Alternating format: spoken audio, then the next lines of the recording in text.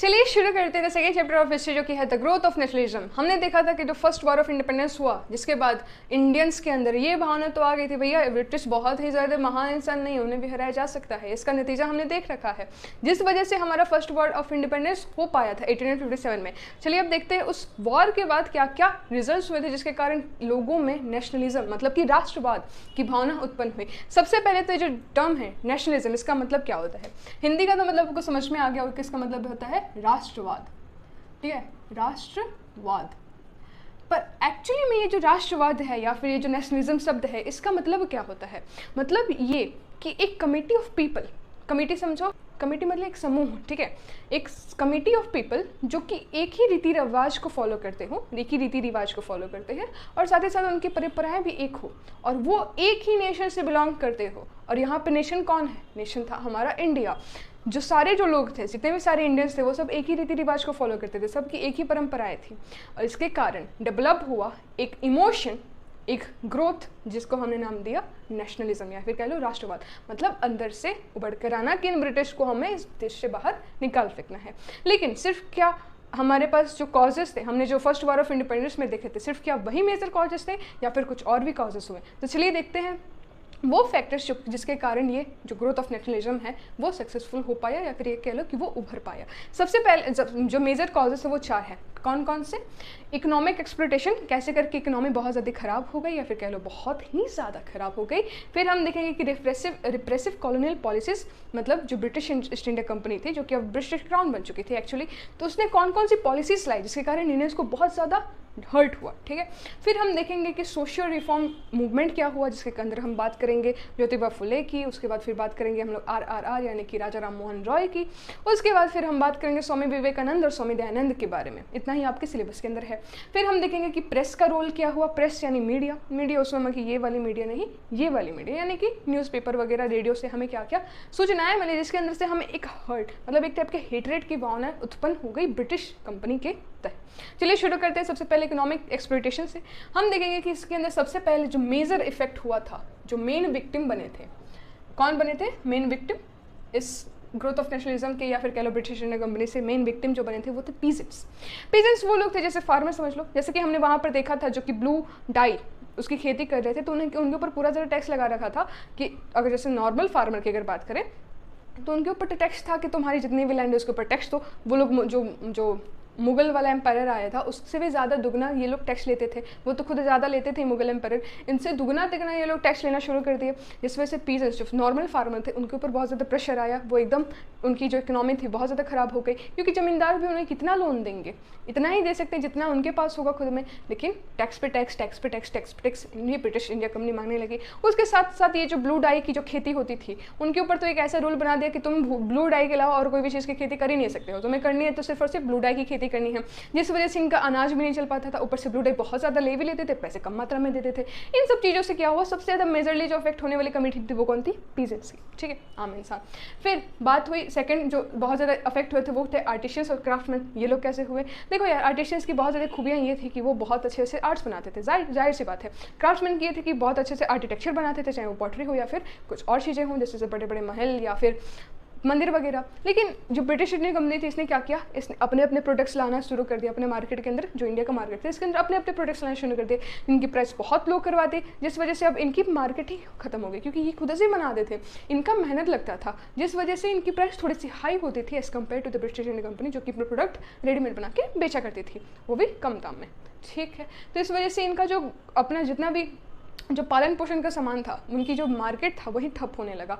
ये लोग उनकी मार्केट को बंद करवा देते थे ब्रिटिश इंडियन कंपनी, जिस वजह से आर्टिस्ट और साथ ही साथ क्राफ्टमैन बहुत ज़्यादा अफेक्ट हो चुके थे। ठीक है, फिर ये जो वर्किंग क्लास था, ठीक है, वर्किंग क्लास के लोग मिडिल क्लास था, ये भी बहुत ज़्यादा अफेक्ट हुआ। ये कैसे अफेक्ट हुआ? ये इस वजह से अफेक्ट किया क्योंकि बहुत ज़्यादा मॉडर्न इंडस्ट्रीज डेवलप होना शुरू कर दी। ठीक है, तो अब आपके मन में ये सवाल आएगा कि जब मॉडर्न इंडस्ट्रीज डेवलप हो रही थी तो मतलब इनके ऊपर कुछ तो अच्छी बात है ना, इनको एम्प्लॉयमेंट मिलेगा, पर नहीं, वो सिर्फ और सिर्फ अपने ही लोगों को एम्प्लॉयमेंट देते थे और अगर इनको एम्प्लॉयमेंट देते भी थे तो इनका जो वेतन था, इनकी जो सैलरी थी बहुत ज़्यादा कम करते थे, इनसे बहुत ज़्यादा अमाउंट में काम करवाया जाता था और लास्ट में तो इतनी सी बस सैलरी दी जाती थी। तो इस वजह से ये भी बहुत ज़्यादा अफेक्ट हुए, क्योंकि जब इंडिया अपना था, स्वतंत्र था, तो ये जितना काम करते थे उतना ज़्यादा ये पैसे कमाते थे और समटाइम्स ये प्रॉफिट भी कमा लेते थे। लेकिन जैसे अब मॉडर्न इंडस्ट्रीज आना शुरू कर दी, अब काम है जो ब्रिटिश कंपनी थी वो इनसे ज़्यादा करवाती थी और पैसे कम देती थी, जिस वजह से इनका घर वगैरह भी नहीं चल पाता था उतने आराम से।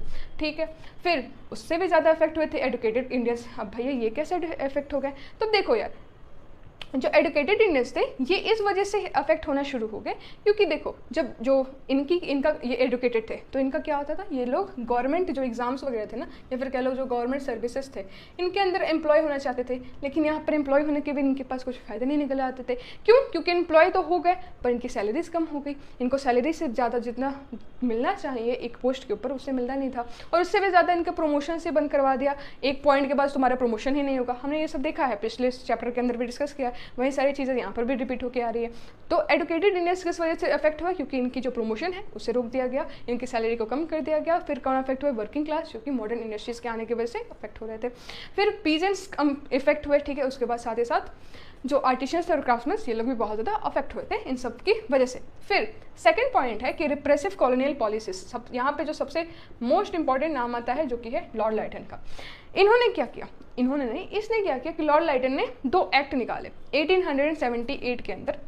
ये डेट याद कर लो, बहुत इंपॉर्टेंट है। और इससे डेट हमें 2 एक्ट याद रखने। पहला वर्नाक्युलर प्रेस एक्ट, फिर होता है एक इंडियन आर्म्स एक्ट। जो वर्नाक्युलर प्रेस एक्ट है ये क्या कहता है? ये कहता है कि जो लॉर्ड लाइटन है, जो लाइटन है, इसने क्या किया कि एक जो भी प्रेस मैंने समझ रहे हो ना, न्यूज़पेपर वगैरह या फिर जर्नल वगैरह, वो जो कि ब्रिटिश को भड़काते थे, मतलब एंटी ब्रिटिश थे, कि ब्रिटिश के अगेंस्ट जाते थे, इन सारे प्रेसेस के ऊपर इसने बैन लगा दिया। कि मतलब जो इंडियंस हैं इनके अंदर बस ब्रिटिश जो न्यूज़ अगर भी पढ़ें तो उनके अंदर सिर्फ और सिर्फ ब्रिटिश की अच्छाइयाँ ही सिर्फ सामने आई। जो बुराइयाँ थी, जो गलत कर रहे थे, उन सबको इसने हटा दिया।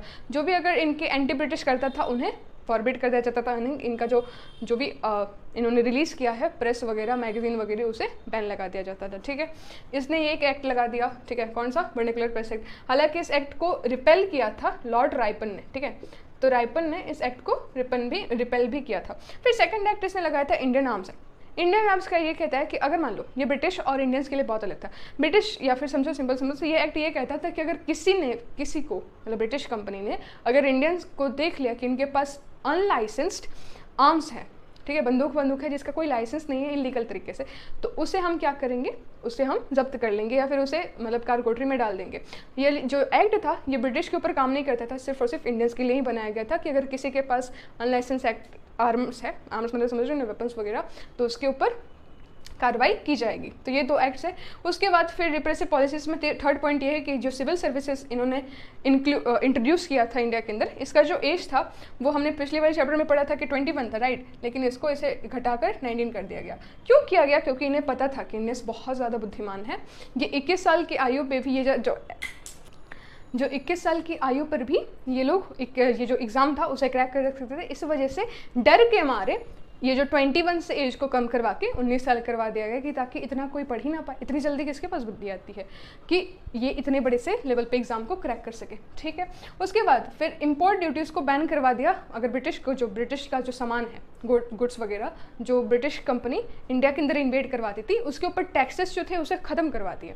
लेकिन वहीं इंडियन का जो सामान आता था उसके ऊपर टैक्स, या फिर जो सामान जाता था उसके ऊपर टैक्स लगाना शुरू करवा दिए। तो फिर इसके बाद एक और इम्पॉर्टेंट बिल आया था, अल्बर्ट बिल, जो कि 1883 के अंदर आया था। तो मतलब इस चैप्टर से आपको 3 डेट्स याद रखनी है अभी तक। एक पेज पे थोड़ा सा में लिख लो। पहला 1878 में 2 एक्ट, पहला वर्नाक्युलर प्रेस एक्ट, फिर दूसरा इंडियन आर्म्स एक्ट, फिर तीसरा 1883 के अंदर अल्बर्ट बिल। ये क्या कहता था? देखो, रेशियल डिस्क्रिमिनेशन तो हमेशा से था। इंडिया के अंदर जब ब्रिटिश आए थे तो यहाँ पे इन लोगों ने रेशियल डिस्क्रिमिनेशंस लगा रखे थे। लेकिन ये जो रेशियल डिस्क्रिमिनेशन था ये तो बहुत ही ज़्यादा लेवल पे, मतलब आगे लेवल पे पहुँच चुका था। किस लेवल तक? इन लोगों ने जो जुडिशरी थी, सिविल से मतलब ना कोर्ट वगैरह, इसके अंदर भी जो इंडिया के जो जजेस थे उनको हटाया गया था। कि मतलब अगर इंडिया का जो आदमी होगा उसको अगर इंडिया वाला जज देखेगा तो वो बेगुनाह होगा, तो उसे सज़ा नहीं मिलेगी, राइट। लेकिन इस वजह से उन्हें हटा दिया गया। वो चाहते ही थे कि इंडिया बहुत ज़्यादा, इंडिया के जितने भी लोग थे वो बहुत ज़्यादा तड़पे। तो यहाँ पे जो रेशियल डिस्क्रिमिनेशन थे इसको अबॉलिश करवाया गया था इस एल्बर्ट बिल के थ्रू। फिर जो जजेस थे इंडियन और ब्रिटिश के, इन दोनों में इक्वालिटी होनी चाहिए, ये नहीं कि सिर्फ और सिर्फ ब्रिटिश के ही जजेस लगा के बैठे हो, इंडियन वाले हैं ही नहीं, ये सारी चीज़ें अल्बर्ट बिल ने कैंसिल करवाई थी। तो हमने अभी देखे दो पॉलिसीज़, ठीक है, दो चीज़ें या फिर कह लो दो फैक्टर्स जिसने इस ग्रोथ ऑफ नेशनलिज्म को आने में लिए मजबूर किया। फिर हम देखेंगे सोशियो रिफॉर्म मूवमेंट, बहुत ज़्यादा इंपॉर्टेंट। इसके अंदर हम पहले पढ़ेंगे RRR यानी कि राजा राम मोहन रॉय के बारे में। इनका मेन आइडियोलॉजी ये था कि ये मानते थे कि यूनिटी ऑफ ऑल रिलीजन, मतलब सारा जो रिलीजन है वो एकता में होना चाहिए। मतलब ये नहीं कि हम हिंदू मुस्लिम के अंदर लड़ाइयाँ वगैरह करें जिस वजह से ये जो ब्रिटिश है इंडिया से बाहर ही ना जा पाएंगे, क्योंकि घर के अंदर ही द्वेष होगा तो बाहर क्या ही तुम संभालोगे, राइट। तो तुम्हें एक साथ पहले एकजुट होना पड़ेगा, उसके बाद ही तुम बाहर में जाकर अटैक कर सकते हो। फिर ये मानते थे मोनोथेसिस के ऊपर। मोनोथेसिस का मतलब यानी कि एक भगवान, ऐसा नहीं कि बहुत ज़्यादा भगवान होते हैं, सिर्फ और सिर्फ एक ही भगवान है। तुम इनकी पूजा करो तो भी उनकी पूजा हो रही है, और तुम इनकी पूजा करो तो भी उनकी पूजा हो रही है। ये बोलते थे कि 100 भगवानों की पूजा ना करो, सिर्फ और सिर्फ एक ही भगवान की पूजा करो, ठीक है। ईश्वर अल्लाह एक ही रब है, ओके। इन्होंने दो चीज़ें फॉर्म की, पहला आत्मीय सभा और दूसरा ब्रह्मो समाज, ठीक है। आत्मीय सभा 1814 के अंदर फॉर्म हुआ था और ब्रह्मो समाज 1828 के अंदर फॉर्म हुआ था। ये जो आत्मीय सभा था ये कहता था कि आइडल वर्शिप मत करो, मैंने मूर्ति पूजा बैन करो, ठीक है, मूर्ति पूजा से नहीं होता।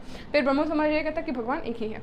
तीन, अभी यहाँ पे हमने दो पीछे तीन देखे थे, 3 डेट्स, अब यहाँ पे 2 और आ गए, ठीक है। तो एक बार फिर से रिकॉल करते हैं। पहला 1878 वर्निकुलर प्रेस एक्ट, फिर 1878 इंडियंस आर्म एक्ट, फिर 1883 कौन सा था वो, अल्बर्ट बिल। उसके बाद फिर 1814 जिसके अंदर आया था आत्मीय सभा, और 1828 ब्रह्म समाज। सब कुछ याद हो गया होगा, मेरे साथ साथ रिकॉल करो या फिर वीडियो पॉज करके एक बार खुद से नोट डाउन करने की कोशिश करो कौन सा किसने क्या दिया था, ठीक है। फिर ये जो राजा राम मोहन रॉय थे, इनका जो मेन मोटिव था कि इन्होंने कास्ट सिस्टम को एबॉलिश करवाया कि कास्ट सिस्टम मत करो। इन्होंने सती को ख़त्म करवाया, सती के खिलाफ इतने बहुत ज़्यादा इन्होंने एक्शन लिया जिस वजह से सती एक इलीगल प्रोसेस, एक इलीगल चीज़ बन गई, जिसके कारण एक लॉ बन गया 1829 के अंदर। तो अगर किसी ने क्वेश्चन पेपर में पूछ लिया कि सती एक टाइप से लॉ, इलीगल लॉ कब बना था, मतलब सती प्रथा इलीगल कब हुई थी, किस लॉ के अकॉर्डिंग, ये जो लॉ था वो कब जाहिर किया गया था, तो आपको लिखना है 1829 के अंदर, ठीक है। उसके बाद इन्होंने पूरे सिस्टम को एबॉलिश किया, फिर पॉलीगैमी को एबॉलिश किया, फिर चाइल्ड मैरिज को एबॉलिश किया। तो इन्होंने किस किस चीज़ों पे काम किया, सती, चाइल्ड मैरिज, पुर्दा और कास्ट सिस्टम, पॉलीगैमी, ठीक है, इन सब चीज़ों के ऊपर इन्होंने काम किया अभी तक। फिर इन्होंने जर्नलिज्म की पायोनियर रखी थी। जर्नलिज्म मैंने एंकरिंग वगैरह या फिर होस्टिंग वगैरह नहीं, जर्नलिज्म मैंने जर्नलिस्ट, ठीक है, समझ रहे हो ना, मतलब लिखने जो मैगजीन्स वगैरह है या फिर जो न्यूज़पेपर है इन सब के ऊपर काम किया था। सबसे पहले इन्होंने बंगाली के अंदर हिंदी, इंग्लिश और पर्शियन लैंग्वेजेस के अंदर जर्नल्स को इंट्रोड्यूस करवाया था इंडिया के अंदर, ठीक है। यहाँ पे जो वर्निकुलर प्रेस एक्ट यहाँ पे बैन हुआ था, फिर यहाँ पे से हटाया गया रायपन के द्वारा। उसके बाद इन्होंने शुरुआत की थी कि अब चलो अब यही समय है जब लोगों तक ये बात पहुँचाई जाए कि ब्रिटिश सरकार हमारे साथ क्या क्या नाइंसाफ़ी कर रही है। फिर ये जो हैवी ड्यूटीज लगते थे इंडियन गुड्स के ऊपर एक्सपोर्ट और इंपोर्ट करवाने पे, इनको इन सारी चीज़ों को इन्होंने एबॉलिश करवाया। उसके बाद फिर इन्होंने बोला कि देखो यार, जो एग्जीक्यूटिव है और जो जुडिशरी है इन सबको सेपरेट करो, क्योंकि तुम लोग बहुत ज़्यादा नाइंसाफ़ी करते हो। तुम सिर्फ और सिर्फ ब्रिटिशर्स के साथ ही इंसाफ करते हो, हमारे साथ तुम लोग हमेशा नाइंसाफ़ी करते हो, तो एग्जीक्यूटिव और जुडिशरी को तुम सेपरेट कर दो, ठीक है। अब दो चीज़ें बहुत ज़्यादा इंपॉर्टेंट है, इन्हें किस किस नाम से जाना जाता था, इन्हें कहा जाता है फादर ऑफ इंडियन रेनेसेंस, ठीक है। उसके साथ प्रॉफिट ऑफ इंडियन नेशनलिज्म, ये दो चीज़ें बहुत इंपॉर्टेंट है। इन दोनों में से कोई भी अगर तुम्हें लिखने को आया एग्जाम के अंदर, give a brief introduction about Raja Ram Mohan Roy, तो तुम शुरुआत कर सकते हो Raja Ram also known as father of Indian renaissance, या फिर कह सकते हो प्रॉफिट ऑफ इंडियन नेशनलिज्म। उसके बाद जितने भी पॉइंट्स है वो सारे लिख सकते हो। उसके बाद फिर हम बात करेंगे ज्योतिबा फुले की। ज्योतिबा फुले जी एक लो कास्ट एजुकेटेड फैमिली से बिलोंग करते थे, मतलब लोअर कास्ट है बट बहुत ज़्यादा एजुकेटेड थे। इनका मेन मोटिव था, जैसे राजा राम मोहन ने काम किया कि वुमेंस का अपलिफ्टमेंट के ऊपर, वैसे इन्होंने भी वुमेन के स्टेटस को बहुत ज़्यादा हाई करवाने में काम किया था, ठीक है। इन्होंने सबसे पहला गर्ल्स स्कूल खोला था पुणे के अंदर अपनी और अपनी पत्नी की मदद से, ठीक है। अपने और साथ ही साथ इनका पत्नी का बहुत ज़्यादा सहयोग था। इन्होंने फर्स्ट गर्ल्स स्कूल खोला था पुणे के अंदर। कौन से साल के अंदर खोला था ये तो लिखा ही नहीं है, कोई बात नहीं। फिर इनका मेन मोटिव था कि विडो रीमैरिज होना चाहिए, ठीक है, यहाँ मतलब सेम टू सेम सती प्रथा बंद करवाओ, विडो रीमैरिज शुरू करवाओ। फिर अनटचेबिलिटी के लिए स्कूल बनाए थे, क्योंकि खुद लोअर क्लास से बिलोंग करते थे। इन्होंने प्रॉब्लम्स फेस की थी, खुद समझते थे जो जिस चीज़ों से गुजर चुका है ना, वो बहुत ज़्यादा अच्छी तरीके से प्रॉब्लम्स में हो सकता है उस पर्सन के कंपैरिजन में जो इन सारी चीज़ों को बस देखा है। महसूस नहीं किया है। तो इन्होंने अनटचेबिलिटी के लिए अपना एक अलग से स्कूल बनवाया था। इन्होंने एक प्राइवेट ऑर्फनेज खुलवाया था जिसके अंदर विडोज़ आके रह सके, क्योंकि उस ज़माने में विडोज़ रिमेरिज बहुत अलग ही लेवल की बात हुआ करती, क्योंकि वहाँ पे हमेशा माना जाता था कि विडो होते ही आपको सती प्रथा फॉलो कर लेनी है। लेकिन उन्होंने बोला कि नहीं, सती प्रथा अबॉलिश करो और यहाँ पे लीगल हुआ, तो फिर अब शादी कौन करेगा भाई? तो जब तक नहीं करता तब तक एक ऑर्फनेज में रहो, ठीक है, क्योंकि घर बैठ तो निकाल देते थे। तो इन्होंने एक विडो जो ऑर्फनेज थी उनके लिए एक प्राइवेट स्कूल वगैरह कह लो या फिर प्राइवेट ऑर्फनेज खोला था, ठीक है। फिर उन्होंने एक किताब लिखी है बहुत इंपॉर्टेंट, गुलामगिरी, ठीक है, गुलामगिरी, ठीक है, जिसके अंदर इन्होंने लिखा है कि कितने ज़्यादा हार्डशिप, मतलब कितने अधिक कठिनाइयाँ, कितने ज़्यादा अलग अलग लेवल से स्ट्रेसफुल सिचुएशंस हमें गुजारने पड़ते हैं वो पर्सन जो कि एक लोअर क्लास से बिलोंग करता है। इस किताब के अंदर इन्होंने बहुत अच्छे से लिख रखा है, ठीक है। फिर इन्होंने एक सत्य शोधक समाज फॉर्म किया था 1873 के अंदर, जो कि वीकर सेक्शंस जो है, ये खुद वीकर सेक्शन, तो याद रखो ये खुद एक लोग कास्ट से बिलोंग करते थे, तो उनके जितने भी काम थे वो मेजरली इनके साथ, जो वीकर सेक्शन है उनके साथ भी इंडल्ज थे, और साथ ही साथ वुमेन अपलिफ्टमेंट में तो काम इन्होंने किया ही था। तो सत्य शोधक समाज है ये क्या कहता है, कब रिलीज़ हुआ था? 1873 के अंदर। ये कहता है कि जो वीकर सेक्शंस है उनको भी जस्टिस मिलनी चाहिए, ठीक है। उसके बाद फिर हम बात करेंगे स्वामी दयानंद और स्वामी विवेकानंद की। इन्होंने क्या किया था? इन्होंने इंडियन कल्चर और इंडियन सिविलाइजेशन को बहुत ज़्यादा बढ़ावा दिया। बोला कि देखो यार ब्रिटिश तुम तो साइड ही हटो, इंडियन जो समाज है, इंडियन का जो कल्चर है वो बहुत पहले से आया है और बहुत ज़्यादा ही महान है, ठीक है। फिर इन्होंने ब्रदरहुड की जो भावना थी, उन्हें भाईचारा एक दूसरे के प्रति, उसे बहुत ज़्यादा फैलाया था। उसके साथ साथ इन्होंने इक्वालिटी के ऊपर काम किया था कि सब एक बराबर है। कास्ट सिस्टम को इन्होंने एबॉलिश करवाया था, ठीक है। उसके साथ साथ वुमेन को नेशनल मूवमेंट के अंदर इंट्रोड्यूस करवाया था। यहाँ तक तो बात सिर्फ और सिर्फ मतलब ऐसा नहीं था कि वुमेन इससे पहले आई नहीं थी, बट अब तो भैया ज़माना बदल रहा है, अब लड़कियाँ क्यों पीछे रहे, अब वो भी आगे आएंगी। तो रानी लक्ष्मीबाई को एग्जाम्पल मानते हुए, ठीक है, और फिर रज़िया सुल्ताना को एग्जाम्पल मानते हुए ये लोग वुमेन्स को भी आगे ला रहे थे, और साथ ही साथ जो स्क्रिप्चर्स जो कहते थे उनको भी एग्जाम्पल्स मानते हुए ये लोग उन सबको साथ लाते थे। तो ये थे सोशल रिफॉर्म, समझ में आया होगा। अब आगे बढ़ते हैं कि प्रेस का रोल क्या हुआ इन सारी चीज़ों के अंदर ताकि ग्रोथ ऑफ नेशनलिज्म हो पाए। सबसे पहले यहाँ पे जो रोल ऑफ प्रेस में बात करेंगे तो हमारे पास बहुत ज़्यादा अलग अलग टाइप के न्यूज़पेपर्स आना शुरू हो गए, क्योंकि वहाँ पे अब जो वर्नाक्युलर प्रेस एक्ट है वो तो एबॉलिश हो चुका है। कौन कौन से न्यूज़पेपर? तो पहले तो द हिंदू, जो कि आज भी जो PSC के बच्चे जो है वो पढ़ते हैं, आपने भी कभी कभार देखा होगा मम्मी पापा को पढ़ते हुए न्यूज़पेपर द हिंदू, ठीक है। तो वो फिर टाइम्स ऑफ इंडिया, फिर द पायोनियर, फिर द ट्राइब्यून, फिर अमृत बाजार पत्रिका, उसके बाद द बंगाल। ये सब उन सब की बातें हैं, उन सब की उस समय की जो न्यूज़पेपर्स हैं वो सब आती थी, जिसके अंदर जो ब्रिटिश है वो क्या क्या हमारे साथ कर रहे हैं, हमारे साथ क्या क्या नाइंसाफ़ी हो रही है, वो इंडिया की सिचुएशन इंडिया के अंदर कैसी है और इंडिया के बाहर कैसी है, उन सबको बहुत अच्छे से दर्शाया जाता था। मतलब एक तरह से पूरी तरह से आग में घी का काम कर रहा था ये सारे न्यूज़पेपर्स, ठीक है, ताकि आपको भड़का के रखे, ठीक है। आग लगेगी तभी तो हम लोग इन ब्रिटिश के खिलाफ खड़े हो पाएंगे। वही सारे पॉइंट्स यहाँ पे लिखा है। यहाँ पे पेट्रोइज्म की भावना को बहुत अच्छे तरीके से उभारा गया, ठीक है।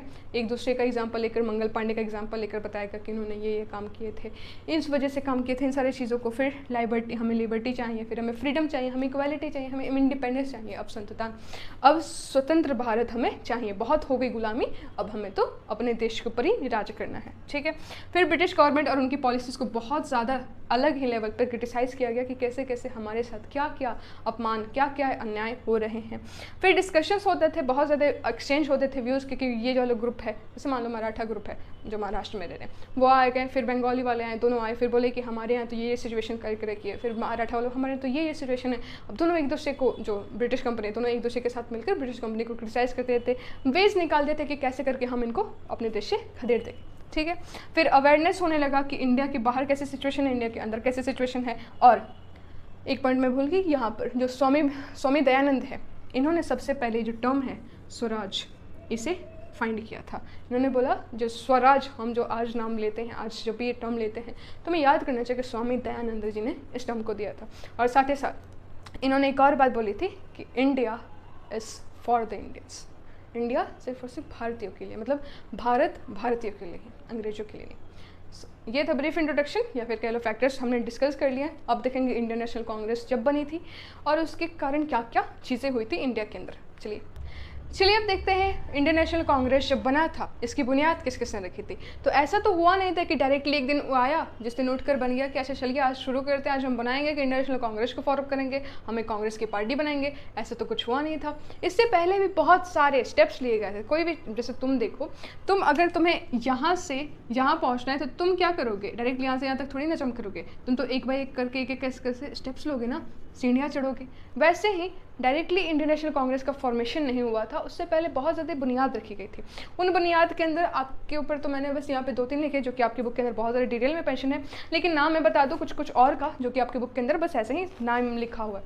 सबसे पहला लैंड लॉर्ड सोसाइटी बना था, फिर बंगाल ब्रिटिश इंडियन सोसाइटी बनी थी, फिर ब्रिटिश इंडियन एसोसिएशन बना था, उसके बाद इंडियन ईस्ट इंडियन एसोसिएशन बना था, फिर द पूना सार्वजनिक सभा बना था, फिर एक बना था लंदन इंडियन सोसाइटी, और फिर एक बना था इंडियन एसोसिएशन। ये थे कुछ जिसके बारे में सिर्फ नाम लिखा गया है। इनमें से कुछ कुछ के नाम के साथ साथ उनके अच्छे खासे वर्णन किए गए हैं, वो मैंने यहाँ पर लिए हैं। सबसे पहले हम देखेंगे ईस्ट इंडियन एसोसिएशन, फिर हम देखेंगे इंडियन नेशनल कॉन्फ्रेंस, फिर हम देखेंगे इंडियन एसोसिएशन। ये 3 मेजर जो कि आपकी बुक के अंदर मेंशन है, वही मैंने लिखा है। जो ईस्ट इंडियन एसोसिएशन है वो किसके अंडर बना था, किसने इसका फॉर्मेशन किया था, तो इसका फॉर्मेशन हुआ था दादा भाई नौरोजी ने। दादा भाई नौरोजी को हम लोग एक और नाम से जानते हैं। अगर आप अभी तक वीडियो के अंदर बने हुए होंगे तो आप प्लीज़ एक बार कमेंट में कर देना कि दादा भाई नौरोजी को किस नाम से जानते हैं, और इस चैप्टर के जो नोट्स होंगे वो आपको टेलीग्राम में मिल जाएंगे, ठीक है। ये जो ईस्ट इंडियन एसोसिएशन है ये कब बना था, ये बना था 1866 के अंदर, ठीक है। लेकिन इसके अंदर जो दादा भाई नौरोजी ने ये इसका जो प्रचलन है वो कहाँ कहाँ पर किया था, तो मुंबई में, कोलकाता में, चेन्नई में, ठीक है। कोलकाता को पहले कलकत्ता बोला जाता था, ठीक है, सी वाला। तो उस वजह से ये जो 3 जगहों पर ये जो ईस्ट इंडिया एसोसिएशन है वहाँ पर फेमस हुआ था। फिर इसका काम क्या था, इसका मोटिव ये था कि जो इंडियंस को जितने भी प्रॉब्लम्स हो रहे हैं उसको भैया तुम जो गवर्नमेंट जो चला रहे हो ना, ब्रिटिश ईस्ट इंडिया कंपनी जो गवर्नमेंट तुम चला रहे हो ना, हमारी तकलीफ़ें हैं कुछ, उनको तुम सॉल्व करो, ठीक है। ये इनका मोटिव था। फिर आया हमारे पास इंडियन नेशनल कॉन्फ्रेंस 1883 के बाद 1883 के अंदर, जिसको लीड किया था सुरेंद्र नाथ बनर्जी ने, या फिर ये कह लो इसका फॉर्मेशन किया था सुरेंद्र नाथ बनर्जी ने। ये कोलकाता में बना था, ये बंगाली थे, ठीक है। ये एक टाइप का मॉडल था, ठीक है, समझो। कुछ कुछ चीज़ें आई लेकिन उनमें से हमें ये वाला चीज़ बहुत अच्छा लग गया, तो एक टाइप का मॉडल था इंडियन नेशनल कांग्रेस के लिए, ठीक है। तो INC याद रखो, ये कॉन्फ्रेंस था, वो कांग्रेस था, ठीक है। ये 1883 में बना था, और वो कब बना था वो देखेंगे, ठीक है। इसके बाद फिर आया हमारे पास इंडियन एसोसिएशन। ये जो इंडियन नेशनल कॉन्फ्रेंस था ये इसके संग जाकर मर्ज होने वाला था, या फिर कह लो ये इनके संग जाकर मर्ज होने वाला था। जो इंडियन एसोसिएशन था ये पहले बन चुका था, ये बना था 1876 के बाद, लेकिन ये बना था बाद में। तो इसको भी बनाया था सुरेंद्र नाथ बनर्जी ने, ठीक है। इसके अंदर कौन कौन थे, तो इनके अंदर थे लॉयर्स, प्रोफेशनल्स, या फिर ये समझो कि बहुत ज़्यादा एडुकेटेड पर्सन, इनके पास ज्ञान हो, बुद्धि हो, पढ़ाकू, ठीक है। ये बंगाल से शुरू हुआ था लेकिन एक ऑल इंडिया नेशनल मूवमेंट में बन चुका था, ठीक है। मतलब लोग इनके जो फॉर्मेशन हुआ था ना इंडियन एसोसिएशन के, बहुत ज़्यादा ट्रस्ट करने लगे। इनके जो डिमांड्स थे, इनके जो ऑब्जेक्टिव्स थे, इनके जो अचीवमेंट्स थे बहुत ज़्यादा प्रभाविक थे, जिसके कारण इन्होंने बाद में जाकर इंडियन नेशनल कॉन्फ्रेंस बनाया, ठीक है। समझ रहे हो ना। सबसे पहले पहले ईस्ट इंडिया एसोसिएशन है, उसके बाद कुछ कुछ और आए होंगे जिसके बारे में आपको नहीं पता, मेरे को भी नहीं पता क्योंकि बुक के अंदर ही नहीं लिखा है। फिर आए थे इंडियन एसोसिएशन, जिसके अंदर हमें कुछ कुछ ऐसी चीज़ें देखने को मिली जिस वजह से इंडिया के लोगों को भरोसा हुआ कि अच्छा ठीक है भाई, चलो ये जो पार्टी है ना बहुत अच्छा काम कर रही है, हम लोग इसका थोड़ा सा समर्थन कर देते हैं, थोड़ा सा सपोर्ट कर देते हैं, क्या पता ये जो ब्रिटिशर्स है वो इंडिया से बाहर ही निकल जाए। तो इसके जो ऑब्जेक्टिव्स थे उसे देख लेते हैं। ऑब्जेक्टिव्स ये थे कि पब्लिक ओपिनियन जो है वो बहुत ज़्यादा स्ट्रॉन्ग होना चाहिए। मतलब कहीं ऐसा तो ना हो ना कि सिर्फ हम ही पागल हुए, हम मतलब ये जो उस समय के आदमी हैं वो ये सोच कहीं हम ही तो बस देश को स्वतंत्र करवाने के पीछे पागल नहीं हुए ना। ये लोग हैं जो बहुत ज़्यादा पीड़ा में हैं, क्या वो भी चाहते हैं कि ये जो ब्रिटिश है वो हमारे देश से बाहर निकल जाए, या फिर ये इनके साथ घुट घुट के जीने में ही संतुष्ट हैं। तो ये चाहते थे कि पब्लिक ओपिनियन जो है ना बहुत ज़्यादा स्ट्रांग हो, क्या इस ब्रिटिश को बाहर खदेड़ भगाया जाए या फिर इसके अंदर इंडिया के अंदर ही रहा जाए। अगर भगाना है तो भैया हमारा सपोर्ट करो, और क्या। फिर जो इनका एक और मोटिव था कि इंडियन के जो पीपल है उन्हें बहुत ज़्यादा इंटीग्रेट करवा देना, क्योंकि हमें पता है उस समय इंडिया के अंदर कास्ट सिस्टम बहुत ज़्यादा प्रचलित था। मतलब कास्ट के ऊपर लड़ाई हो रही है, रिलीजन के ऊपर लड़ाई हो रही है, चीज़ों के ऊपर बहुत, क्रीड के ऊपर लड़ाई हो रही है, ठीक है, कलर के ऊपर लड़ाई हो रही है। तो ये चाहते थे कि जो इंडिया के लोग हैं ना एक साथ इंटीग्रेट रहे। इंटीग्रेट समझते हो, नहीं समझते कोई बात नहीं। इंटीग्रेशन मैंने एक संग रहना, ठीक है। इंटीग्रेशन आप क्लास 12 में पढ़ोगे, 11th में पढ़ोगे, ठीक है, साइंस लोगे तो। फिर इंडियन मुस्लिम्स जो हिंदू थे और जो मुस्लिम्स थे इनके अंदर भी भाईचारा की भावना रहे। ऐसा नहीं कि अगर तुम सिर्फ और सिर्फ इंडियंस को लेकर चलोगे ना तो कभी तुम हमारा जो देश था वो कभी भी आज़ाद नहीं हो सकता।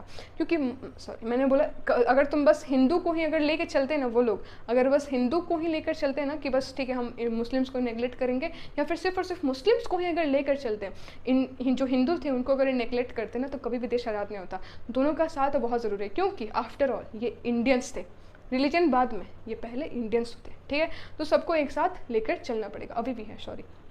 फिर मास पार्टिसिपेशन होना चाहिए। मास पार्टिसिपेशन मतलब बहुत ज़्यादा मात्रा में लोग होने चाहिए। देखो, अगर तुम्हें एक लड़के को धमकाना है तो तुम अकेले जाओगे तो वो बंदा तुमसे नहीं डरेगा। अगर तुम 10 लोग को लेकर जाओगे, बड़े वो भाले के टू हो, लेकिन अगर तुम उन सबको लेकर जाओगे तो वो डर जाएगा, ठीक है, वो तुम्हारी बात मान लेगा। वैसे ही ब्रिटिश को डराना है तो एक पूरा भीड़ लेकर जाओ। जैसे कि सबसे पहले मास मूवमेंट हमने देखा था 1857 के अंदर। पूरे जो 72 पीपल थे, जितने भी जो कि कुछ सिपाहियों को बंद कर दिया गया था ना जेल के अंदर, तो फिर वो सारे दौड़ पड़े थे जेल की तरफ ताकि उन्हें छुड़ा लें। उसके बाद फिर वो दिल्ली में गए थे। तो यहाँ पर भी मास पार्टिसिपेशन चाहिए था। अगर तुम्हें विजय प्राप्त करना है तो तुम्हें सबको साथ लेकर चलना पड़ेगा, तुम अकेले कभी नहीं। हाँ, तुम अकेले शुरू कर सकते हो। अगर आइडिया लोगों को तुम्हारा अच्छा लगेगा तो तुम्हारे साथ होंगे, जैसे कि सुरेंद्र बनर्जी के साथ हुआ। इनका आइडिया बहुत अच्छा था तो लोग इनके साथ हुए। जब ये सारे ऑब्जेक्टिव्स हैं किस चीज़ के, तो उनके कुछ अचीवमेंट्स भी होंगे, तो अचीवमेंट्स हुए थे। अचीवमेंट ये हुआ था कि जो लाइसेंस एक्ट था वो बैन हो गया, ये जो आर्म्स एक्ट था इसे बैन करवा गया, जो वर्नाक्युलर प्रेस एक्ट था इसे भी एबॉलिश करवा देगा। और ये जो मैक्सिमम इनकी एक और डिमांड थी कि जो एज तुमने जो 19 की है ना उसे बढ़ा दो, क्योंकि हम लोग 19 में भी नहीं टिकने वाले। यहाँ पे इंडियंस में मैं शायद नेक्स्ट लेक्चर के अंदर डिस्कस करेंगे। कुछ आदमी ऐसे भी थे जिन्होंने 19 साल की उम्र पे भी सिविल सर्विस की जो परीक्षा थी उसे क्रैक की थी, और वो भी जाकर विदेश में जाकर, ठीक है। उसमें से एक बहुत बेहतरीन एग्जाम्पल है सुभाष चंद्र बोस जी। उनकी कहानी जब उनका चैप्टर आएगा तो बहुत अच्छे में डिस्कस करेंगे। एक पूरा एक वीडियो होगा डेडिकेटेड सिर्फ उनके लिए, ठीक। आगे बढ़ते हैं। अब आया हमारा इंडियन नेशनल कांग्रेस, इसका फॉर्मेशन हुआ। लेकिन अभी तक हमने देखा कि जो इंडियन एसोसिएशन बना, या फिर ईस्ट इंडियन एसोसिएशन बना, या फिर इंडियन नेशनल कॉन्फ्रेंस बना, इन सब के फॉर्मेशंस में इंडियंस का हाथ था। दादा भाई नौरोजी, सुरेंद्र बनर्जी, ठीक है, इन सब का हाथ था। लेकिन इंडियन नेशनल कांग्रेस के लिए एक विदेशी का हाथ क्यों? ये इसलिए क्योंकि इंडियंस अगर एक साथ खड़े होते थे तो ब्रिटिशर्स उन्हें नेग्लेक्ट करते थे, उनको सप्रेस करना चाहते थे। लेकिन वहीं अगर इंडियन के साथ कोई ब्रिटिशर्स खड़ा हो जाए तो उसे भी नेग्लेक्ट नहीं कर सकते, राइट। तो इनका माइंड लगाया, ये तो कह लो, या फिर इंडियंस ने माइंड लगाया, या फिर ये कह लो कि इस ब्रिटिश ने माइंड लगाया। वो सच्चाई क्या है वो चैप्टर्स में डिस्कस करेंगे।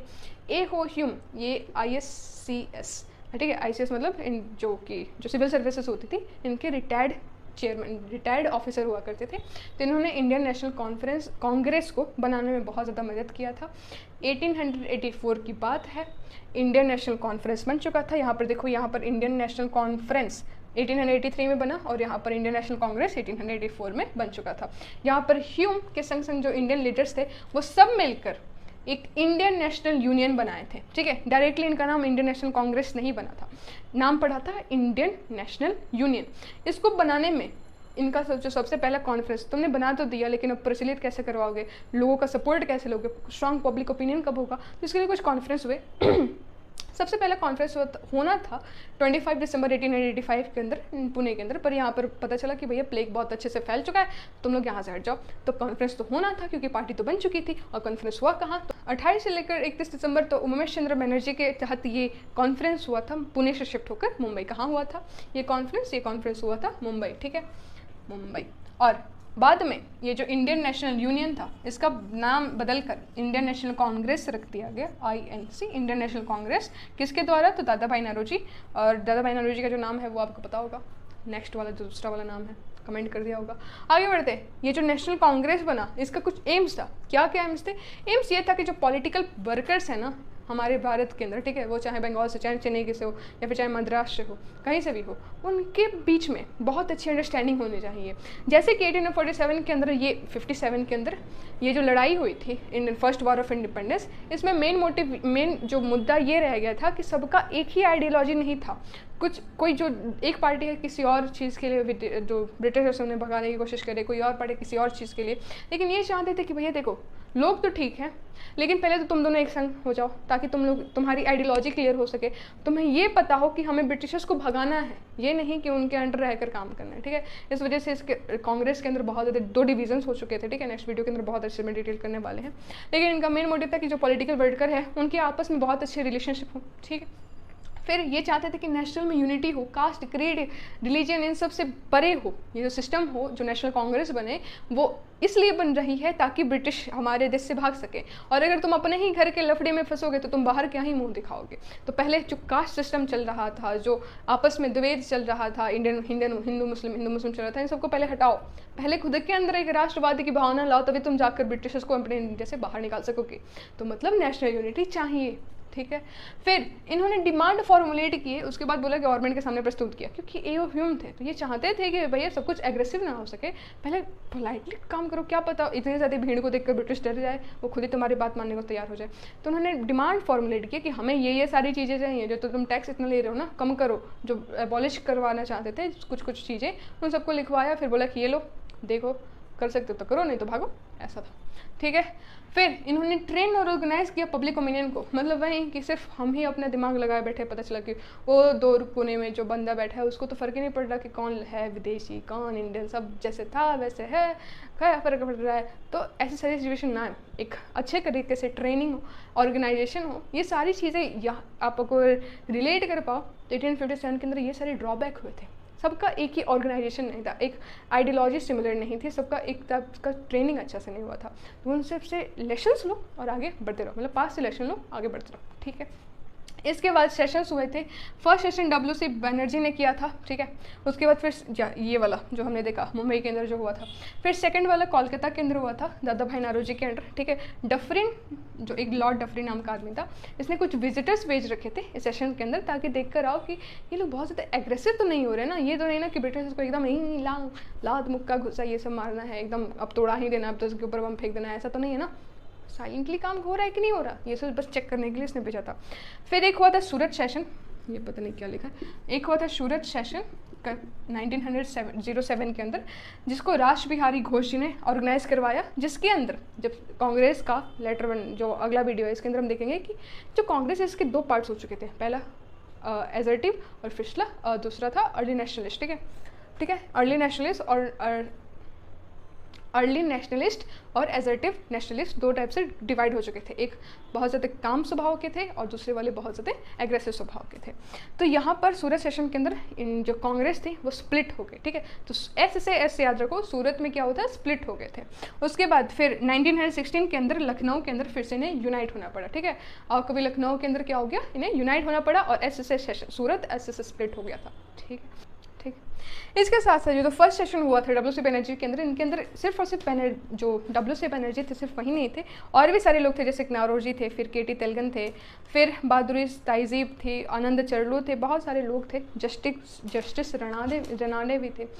ये सारे नेताएं हैं, आपको उतने सारे याद नहीं रखना। आपसे बस ये क्वेश्चन पूछेगा फर्स्ट सेशन कब हुआ था, किसने हेल्ड करवाया था, कहाँ पे हेल्ड करवाया था, सेकंड सेशन कब हुआ था, किसने हेल्ड कहाँ पे हेल्ड, ये सारे बस पॉइंट्स याद रखो और ये चैप्टर जो है कंप्लीट हो गया। आई होप आपको समझ में आया होगा। सो मिलते हैं अगले वीडियो के अंदर, और till then keep learning, keep smiling.